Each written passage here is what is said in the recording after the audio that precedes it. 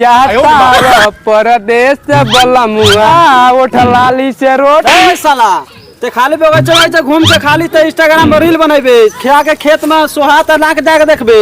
अल्लाह सुहाता ते मैट्रिक ले पढ़ले हमरा खेत में सोनी करावे खतरा कैसन बाप बड़ा मार दो दुश्मन आधा रील बिन बनल तो लाके मार देलो। कैसन कैसन साला कुपातर लइका पैदा होल बस मन त करता कि चल द जहर खा के मर जाई। ना बाबू तू जहर खा के मत मरियो। ना रे सर हम जहर खा के मर। ना बाबू तू जहर खा के मत मरियो। हम साला जहर खा के मरिया जा। हां माधव रुको हम कहत जहर खा के मत मरियो, फांसी लगा के मरियो तो तेरे जहर के पैसा बच जाई। साला कुपातर लइका ए दिन रात के तोरा के जलमा के हम बाका कइले बानी हमरा के फांसी में लटकाओ खतरा। गाय मारे के बाद हमरा के तेरा के फांसी पर लटकाइला के जा ना माई काफी भी तेरा गांव में बास ठेल के खड़ा को दे। हम जाता नहीं बोकवा के संग बा ठीक बा। ओइ ना बा सब साला भागत आई छटपटा के साला केने गलो रे। अरे साला केने गलो अब सन जल्दी में अब सर साला रे जल्दी सौदा निकाल के बिक ना रे। ए साला रे मानना जो बतिया रे साला तू का करत रे साला रे साला तू का करत रे साला रे तू का करत रे माताजी के तू कोख में कितना साला तू बंटी रहल साला जल्दी निकल बाहर साला रे खोसिया जाता बाहर जासन साला तो निकल साला ऐसा कुपातर बाप बाड़ा सो जे घर नीचे से रह देता सबसे बढ़िया बा बोकवा बाहर है ठीक बा आराम से कमा खा नीचे से रह कोनो टेंशन ना 2-4 हजार महीना भेज दो काम खत्म।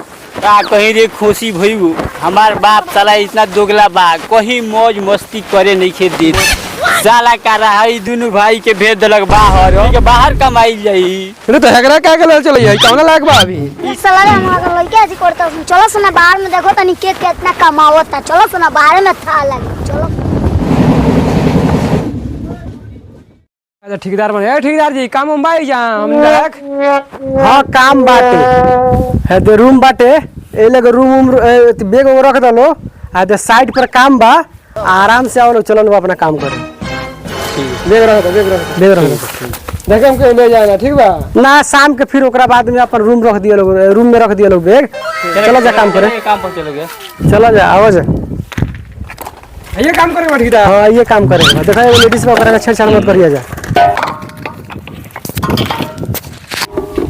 रे भाइयो रे ठेकेदार बड़ा चुआक माल रखले बारे रे भैया रे मौज ठेकेदारवा कहलो माल के ना छेड़े के ए झाट भाई ठेकेदार बा भाइयो हां ए घर से हम काइले बानी सन जौन होई तहन देखल जाई टल टांग के ले चलो ने चल साला बाबू दे लही बा हमनी को फेर होई। हां ले चल टांग के आयो रे मां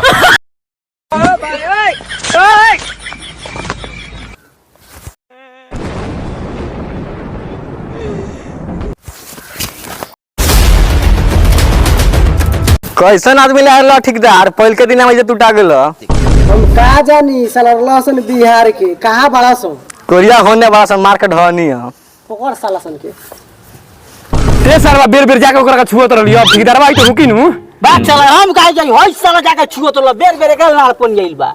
अरे भैया हमरो टंटा ना गइल हम जाके गिरा लेनी तन का बड़ा जोशियाई रहली हो हम जे सियाई रहनी हो आ तो ठेकेदार के जो सियाई रहलो अपने बताओ ता आवे दे अपने पेलाता कहां बड़ा सर ठेकेदार दे आ गए सरवा आदमी बड़ा सा आइयो सो रे